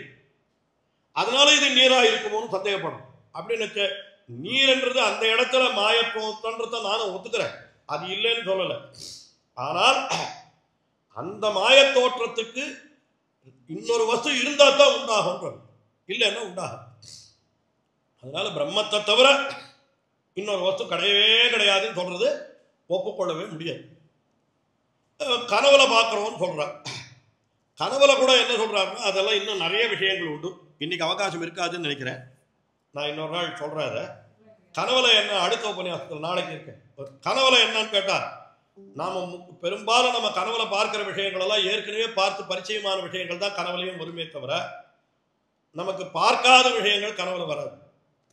ஏதாவது ஒரு விதத்துல பார்த்துக்கணும். கடைசிப்பட்ட எங்கேயான சினிமாவிலேயாவது பார்த்துக்கணும் இல்லையா? சுவாமி நான் என்னுடைய கனவுல நான் அனகொண்டா பாம்பை பார்த்தேன்னு ஒருத்தன் சொல்றான்னு வச்சிருக்கேன். அனகொண்டான்னு ஒரு படம் வந்தது, அதை பார்த்துருப்பான், அதே மாதிரி நிஜமா நினைச்சிட்டு இருப்பான், அவ்வளவுதானே தவிர அதாவது 100% இதை பற்றி அவன் கேள்வியே படாத ஒரு விஷயம் என்னுடைய சொப்பனத்தில் வந்ததுன்னு சொல்றதுக்கு வாய்ப்பே கிடையாது. என்ன காரணம்? ஏற்கனவே இவனுடைய ஞானத்துக்கு என்ன விஷயமா இருக்கிறதோ அதுதான் பொய் தோற்றமாக கனவலையும் வரும். இப்போ நான் என்ன சொல்றேன், பிரைம் மினிஸ்டரோட போய் நான் கை கொடுக்குற மாதிரி எனக்கு ஒரு சொப்பனம் வந்தது அப்படின்னு சொன்னாக்கா அந்த பிரைம் மினிஸ்டரை நான் போட்டோவிலையாவது பார்த்துருக்கணும், பேப்பர்லையாவது பார்த்துருக்கணும், இல்லை டிவிலையாவது பார்த்துருந்தாக்கா அப்போ அவரை பார்த்து நான் பண்ணுற மாதிரி தெரியுமே தவிர இப்போ நான் சொல்கிறேன் திடீர்னு எனக்கு கனவுல நான் உகாண்டாவுடைய பிரசிடெண்ட்டை போய் பார்த்தேன்னு யாராவது சொல்கிறாங்கன்னா அது அவர் எப்படி இருப்பாருன்னே தெரியாது. உகாண்டாவில் பிரசிடென்ட்ன்றது புருஷாலா பொம்மநாட்டியாலே தெரியாது. சொல்கிற ஒரு வார்த்தைக்கு சொல்கிறேன். இப்போ அந்த ஊர் இவரை போய் நான் என்னுடைய சொப்பனத்தில் நேற்று பார்த்தேன்னு ஒருத்தர் சொல்ல மாட்டேன். ஏன்னா அதை பற்றி ஞானமே அவனுக்கு வராது இருக்கிற பொழுதும் அந்த மாதிரியெல்லாம் நமக்கு அந்த சொப்பனம் கூட வராது. அதனால இன்னொரு வஸ்துவை பற்றின ஞானம் இருந்தால்தான் அந்த வஸ்துவை பற்றின பொய்த்தோற்றம் கூட இவனுக்கு ஏற்படும். அதில் ஒரே வஸ்துவாக இருந்தால் பொய்த்தோற்றம் என்கிறதுக்கு வாய்ப்பே கிடையாது. அப்ப என்ன சொல்லணும்னு கேட்டா இந்த வஸ்துக்கள் அத்தனையும் சத்தியம். அவர் அத்வைத்தத்தில் அவர் ஒரே பிடி வச்சுட்டார். என்ன பிடி? ஏகமேவ அத்விதீயம் நேகநானாஸ்தி, இதுதான் விஷயம். அப்ப எப்படி நீ பல வஸ்து உண்டுன்னு சொல்றது அப்படின்னா இன்னைக்கு சுருக்கமாக சொல்லிவிடுறேன். அது நிச்சயமாக ஏன்னா சந்தேகத்தோடு போகக்கூடாது. அது ராமாயணத்துலலாம் கேள்வியை கட்டுவிட்டு நாளைக்கு சொல்கிறேன்னு சொன்னேன். அது மாதிரி போகக்கூடாது. வேதாந்தத்தில் அப்படி வைக்கக்கூடாது, மறந்து போயிடும். என்ன சொல்கிறாருன்னு கேட்டால் ஏகமேவ அத்விதீயம்னு சொன்னது சத்தியமான வார்த்தை வேதம். அது வேதம் பொய்யே சொல்லாது. என்ன அர்த்தம் அப்படின்னா பிரம்மம் ஒன்றுதான், 2வதே கிடையாதுன்னு சொன்னால் நானும் அதைத்தான் சொல்கிறேன். பிரம்மம் ஒன்று தான், 2வது கிடையாது. அப்படின்னா என்ன அர்த்தம்? பிரம்மத்துக்கு இணையாக இன்னொன்று கிடையாது, அதுக்கு ஒண்ணுமே கிடையாதுன்னு அர்த்தமே கிடையாது. பிரம்மம் ஒன்றுதான் உண்டு, 2வது கிடையாதுன்னா அந்த பிரம்மத்தினுடைய தன்மைகள் என்ன? நிரங்குஷ சுவாதந்திரியம் படைத்தவன், இத்தனை கல்யாண குணங்களுடையவன், இவ்வளவு அழகுடையவன், இத்தனை ஆடை ஆபரணங்களுடையவன் எல்லாம் சொன்னமே. இது போல இன்னொன்று கிடையாது. அவன் ஒத்தந்தான். அவனுக்கு உடைமை பொருளாக இது அத்தனையும் இருக்கு. பார்க்கறது அத்தனையும் அவனுடைய உடைமை. சேத்தனா சேத்தனங்கள் அதை 2 வகுப்புல சொல்லிவிடுறேன். ஒன்று சேத்தனம், இன்னொன்று அச்சேத்தனம் சொல்றேன். சேத்தனம்னா ஆத்மா, அச்சேத்தனம்னா அச்சேத்தனம், அதாவது இன்சென்சியன்ட் ஆப்ஜெக்ட், அதான் சொல்லிவிடும். இது 2 தான். இந்த சேத்தனா சேத்தனங்கள் அத்தனையும் தனக்கு உடைமையாக உடையக்கூடிய உடையவனாக பரபிரம்மம் ஒருத்தன் தான், ஒன்று தான் உண்டு, 2வது கிடையாது. அப்படின்னா 2வது கிடையாதுன்னா என்ன அர்த்தம்? அவனுக்கு அது ரொம்ப அழகா இந்த வாதம் தான் ஆள வந்தார். சின்ன வயசுல இருக்குச்சு சோழராஜ சபைக்கு போறார். அங்க அத்வைத பண்டிதருக்கும் இவருக்கும் விவாதம் நடக்கிறது. கொஞ்சம் நாளைக்கு விவரிச்சு சொல்றேன். அதுல இதுதான் முக்கியமாக சொல்றாரு. என்ன சொல்றாருன்னா, இப்போ சொல்றார், சோழ நிருபா ஏகைவ சம்ராட் அத்விதீயோஸ்தி பூத்தலே அப்படின்னு சொன்னாரு. சோழராஜா இருக்கான சக்கரவர்த்தி, இவர் யாரு? ஏகையேவ சம்ராட், ஒரே ஒரு சக்கரவர்த்தி தான், அவனுக்கு ரெண்டாவதே கிடையாது. அத்விதீயோஸ்தி பூத்தலே அப்படின்னா உடனே சக்கரவர்த்திக்கு ரொம்ப சந்தோஷம். ஒரு ஆளை வந்தார், 5 வயசு குழந்தை. 5 வயசு குழந்தை நம்மளுடைய பெருமையை தெரிஞ்சுட்டு என்னமா சொல்கிறான் பார் அப்படின்னு சந்தோஷப்பட்டார். உடனே ராஜாவை பார்த்து கேட்கிறார், மகாராஜா நான் சொன்னதில் உங்களுக்கு சந்தோஷமா துக்கமானு கேட்டேன். ஐயோ இதில் துக்கம் என்ன இருக்கு, சந்தோஷம்தான் எனக்கு. நான் என்ன சொன்னேன்? சோழ சக்கரவர்த்தி ஒருத்தன் தான், ரெண்டாவதே கிடையாதுன்னு சொன்னேன். அதுக்கு என்ன அர்த்தம்னு உன்னுடைய பண்டிதரை கேளு. அத்வைத பண்டிதரும் காட்டுருக்கான், அவனோட தான் வாதம் இருக்கு. அவர்கிட்ட இதுக்கு என்ன அர்த்தம் கேளு. உனக்கு ராஜ்யம் கிடையாது, உனக்கு பொண்டாட்டி பிள்ளை கிடையாது, உனக்கு ஐஸ்வர்யம் கிடையாது, அரண்மனை கிடையாது, கிரீட்டம் கிடையாது, ஒன்றுமே கிடையாது அப்படின்னு. அது எப்படி அர்த்தமாகும் அப்படின்னு. அத்விதீயோஸ்தி பூத்தலேன்னா என்ன அர்த்தம்? ரெண்டாவதே இல்லைன்னா அத்தனை அர்த்தம் அப்படின்னு. அது எப்படி சுவாமி அர்த்தமாகும்? ரெண்டாவதே கிடையாதுன்னா எனக்கு சமமாக இன்னொரு சக்கரவர்த்தி கிடையாது, நான் தான் சக்கரவர்த்தின்னு அர்த்தமே தவிர நான் எதுவுமே இல்லைன்னா நான் சக்கரவர்த்தின்னு எப்படி பேர் சம்பாதிக்கிறதுன்னு கேட்டேன். அவ்வளோதான். இதுதான் விசிஷ்டாத்வைதம்ட்டாரு. இதை போய் உங்க பண்டிதர்கிட்ட சொல்லணும்னு. வேதாந்தமும் அத்தைத்தான் சொல்றது. ஏகமேவ அத்விதீயம், ஒன்றுதான் உண்டு பிரம்மம், ரெண்டாவது கிடையாதுன்னா அதுக்கு இணையாக இன்னொன்று கிடையாதுன்னு அர்த்தமே தவிர அதுக்கு கீழ்பட்டதாக வஸ்துக்கள் கிடையாதுன்னு அர்த்தமே கிடையாது. இப்போ கூட சொல்றேன், இப்போ பிரசிடென்ட் ஆஃப் இந்தியான்னு இருக்கார் நம்ம தேசத்தில், இல்லை பிரைம் மினிஸ்டர் ஆஃப் இந்தியான்னு இருக்கார். There is no post equal to இது. அவர் ஒருத்தர் தான், ஒரு தேசத்துக்கு ஒரு பிரைம் மினிஸ்டர் தான், ஒரு பிரசிடென்ட் தான் அப்படின்னு நான் சொன்னமானா, அப்போ 140 கோடி ஜனங்களே என்ன எல்லாரும் மாயமான்னு கேட்டால் என்ன அர்த்தம் சொல்லுவார்? இத்தனை பேர் அவனுடைய சப்ஜெக்ட்ஸ், அவர் தான் அதிகாரின்னு சொல்கிற பொழுது ஒருத்தர் தான் சொன்னால் அவருக்கு ஈக்குவலாக ஸ்டேட்டஸில் இன்னொருத்தர் கிடையாதுன்னு அர்த்தமே தவிர அவ்வளோ. அதைத்தான் விசிஷ்டாத்வைத்தம்னு நம்ம சொல்கிறோம். இன்னும் இதில் சொல்ல வேண்டிய விஷயங்கள்லாம் நிறைய இருக்குது. நாளைக்கு இதை இன்னும் கொஞ்சம் எடுத்து விவரிப்போம். வந்தாரண்ய நிவாசாய பலராமானுஜாய ச ருக்மிணீ பிராணநாதாய பார்த்தசூதாய மங்களம். ஸ்ரீமத்யை விஷ்ணுஜித்தார்ய மனோநந்தன கேதவே நந்தநந்தன சுந்தர்யை கோதாய நித்யமங்கலம். ஸ்ரீநகர்யாம் மகாபுர்யாம் தாமிரபுரியுத்தரே தடே ஸ்ரீ திந்திரிணீ மூலதாம்னே ஷடகோபாய மங்களம். ஸ்ரீமதாலி ஸ்ரீநகரிநாதாய கரிவரிணே சதுர்கவி பிரதானாய பரகாலாய மங்களம். மனோஜ்ஞவரயோகீந்திர மானசாம்போஜ பானவே யதுஷைல நிவாசாய இத்ராஜாய மங்களம். சர்வகந்த இதிக்யாத ஸ்ருத்யந்தே வெங்கடேஸ்வரः யசமிருதமால்யோகைः அனந்தார்யாய மங்களம். லோகாச்சார்யாய புரவே கிருஷ்ணபாதஸ்ய சூனவே சம்சாரபோகி சந்தஷ்டஜீவ ஜீவாதவே நமः. ஸ்ரீமதே ரம்யஜாமாத்ருமுனீந்திராய மகாத்மனே ஸ்ரீரங்கவாசினே பூயாத் நித்யஸ்ரீ நித்யமங்கலம். ஸ்ரீமத் சுந்தரஜாமாத்ருமுனிபாதாப்ஜவாசினே அண்ணங்கரார்யவர்யாய நித்யஸ்ரீ நித்யமங்கலம்.